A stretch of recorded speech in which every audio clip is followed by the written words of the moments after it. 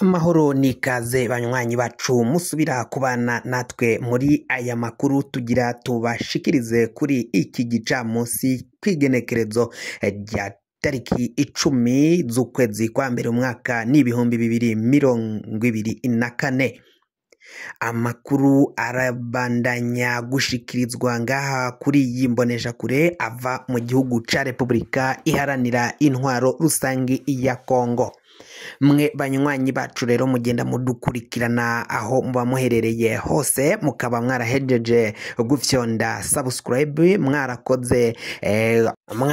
abone nkuko bigenda bivugwa, mukaba kandi mukoresha ururimi rw'igifaransa aho muba muherereye hose, amakuru n'ibiganiro bikazoja bibashikira aho muzoba muri. Abatari mwabikora kandi namwe tukaba tubakangurira gufyonda ko kugira ngo amakuru ibiganiro dutohoza, amakuru dushakisha mu ijya nino aze abashikako aho muzoba muherereye hose. Amakuru rero agezwe ko ariko aravugwa ngaha mu gihugu ca Kongo, imigwano ibandanya gukomera cane, imigwano ibandanya kongera kubura, haciye humvikana urwamo rw'amasase muri Repubulika iharanira intwaro rusangi ya Kongo mu buseruko bw'icyo gihugu, aho rero inyeshamba za M23 bivugwa ko zagavye igitero simusiga ku birindiro vy'igisirikari ca FARDC ifatanye na FDLR ndetse na Wazalendo, aho bariko bagwanira hamwe mbere n'igisirikari c'u Burundi, ica Tanzania ndetse n'ica Afrika y'Epfo. Ivyo bihugu vyose bikaba byari biteraniye hamwe aho biriko biragwanya umuhari wa M23, umuhari bita ko ari uw'abanyarwanda bagwanira ngaho mu gihugu ca Repubulika iharanira intwaro rusangi ya Kongo. Amakuru atariyo na gatoyi nuko inyeshamba za FARDC, inyeshamba zifasha FARDC, Wazalendo na FDLR biri kuvugwa ko bitari muri ugo rugamba, ariko amakuru yo kwizigira nuko harimwo abasirikari ba FARDC babandanya kugenda bahasiga agatwe. Hari undi musirikari, indi nyeshamba ikomakomeye cane yo muri FDLR yoba yarasiwe ku rugamba ifise ipeti rya majoro, nkuko amakuru ariko aragenda avugwa ava ngaho muri ico gihugu ca Kongo. M23 rero ngo yagavye igitero itunguranye, aho yatunguye abo basirikari ba FARDC mu birindiro vyabo aho bari ngaho muri Kicanga, bagaba baciye harasa bikomeye cane muri kino gitondo. Kuva mu gitondo ngo haciye humvikana urwamo rw'inkoho rutasibaga, aho rero bivugwa ko ingabo za FARDC ngo zoba zasubiye inyuma bivanye n'ivyo bitero vya M23 vyaciye bitungurana cane, aho bari biteze ko M23 idashobora gushika muri ako karere igisirikari ca leta cari carafashe, ariko bikaza guhera M23 ibagavye ko igitero simusiga, ikaba yatwaye inkoho nyinshi, ikaba yafashe ibigwanisho, ibikono vy'amasase mbere n'amasanduka agendamwo amasase vyinshi cane vyari muri iyo kampi y'abasirikari ba Kongo. Baciye ngo babita barirukanka barahunga basubira inyuma, ibikoresho bimwe barabita M23 biravugwa ko ariyo yabifashe. Kuri ubu ngubu ngo niyo iriko irakontorora canke iracungera ako gace ka Kicanga. Baciye bafata muri uyu munsi kw'igenekerezo rya 10 ukwezi n'ukwa mbere umwaka n'ibihumbi 2024. Biraboneka ko rero ibiriko bibera mu buseruko bw'ico gihugu cya Repubulika iharanira intwaro rusangi ya Kongo bitazokoroha na gatoyi, bivanye nuko igihugu ca Repubulika iharanira intwaro rusangi ya Kongo ntago cemanga ko abo ari abakongomani, mu gihe M23 yo ivuga ko ari abakongomani kavukire bavukiye ngaho muri ivyo bice vyo mu buseruko. Bakaba bifuza ko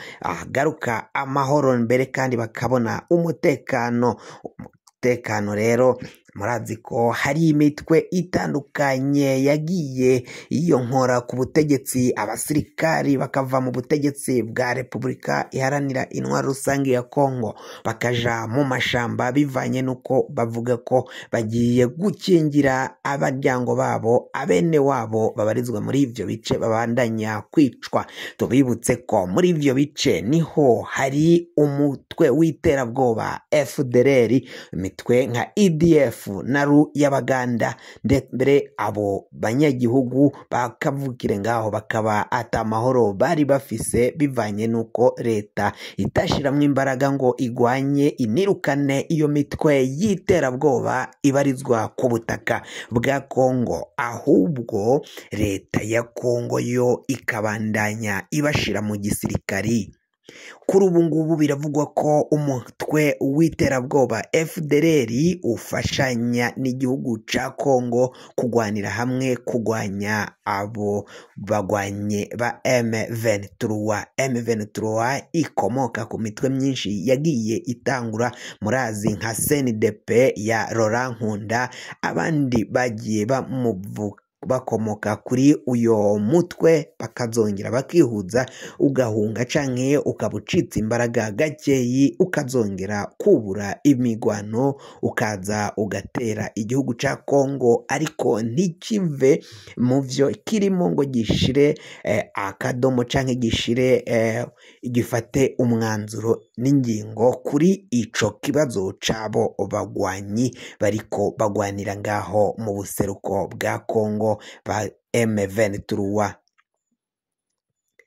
Amakuru rero agezwe ko nuko kuri ubu ngubu M23 yasubiye kuboneka ko ifise imbaraga zikomeye cyane mu nyuma ayaho baciye bafata ako gace. Ica bikoze ubutegetsi bwa Kongo bwo ntago buriko buremanga ko ibiriko biragenda biba canke ngo buvuge ko buzo kwemera ibiganiro, ni mu gihe vyibonekeza ko atayindi nzira ishoboka. Iyi migwano yo leta ya Kongo yarananiwe, ahubwo M23 igenda ifata ibice ijya nino naho igenda ibisubiza zimwe mu ngabo ziba zicungereye amahoro, ariko vyibonekeza ko leta ya Kongo nta mbaraga ifise zo kugwanya uyu muhari wa M23. Vyageze nubwo bitabaza igisirikari c'amahanga kugira ngo abarico kiza kugwanya umuhari M23, aho ingabo za SADC ziva mu bihugu bitandukanye, cane cane igihugu ca Tanzania, igihugu ca Afrika y'Epfo, igihugu c'u Burundi. Ivyo bihugu bimaze kurungika abasirikari, bimaze koherezayo abasirikari kuja kugwana n'umuhari M23. Ni mu gihe ibihugu vyo muri EAC vyo vyari vyarungitseyo abasirikari, ariko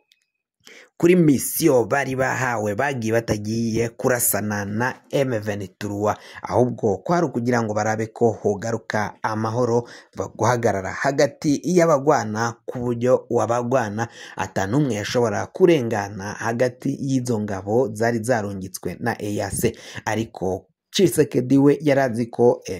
EAC izarungika ingabo zikaja kurasa umuhari wa M23, ariko EAC siko yagiye ibikora. Ivyo vyashavuje cyane birakaza abategetsi b'igihugu ca Kongo, ari nayo mpamvu yatumye abo basirikari ba EAC basaba ko bava ku butaka bwa Repubulika Iharanira Intwaro Rusange ya Kongo bagasubira mu bihugu vyabo baje bavamwo, kuko ngo ivyo bari babiteze ko bari bazi ko bazoza kubagwanira, kubafasha kugwana no kwirukana umuhari wa M23 nivyo bari biteze, ariko sivyo izo ngabo zaciye zishira mu bikorwa.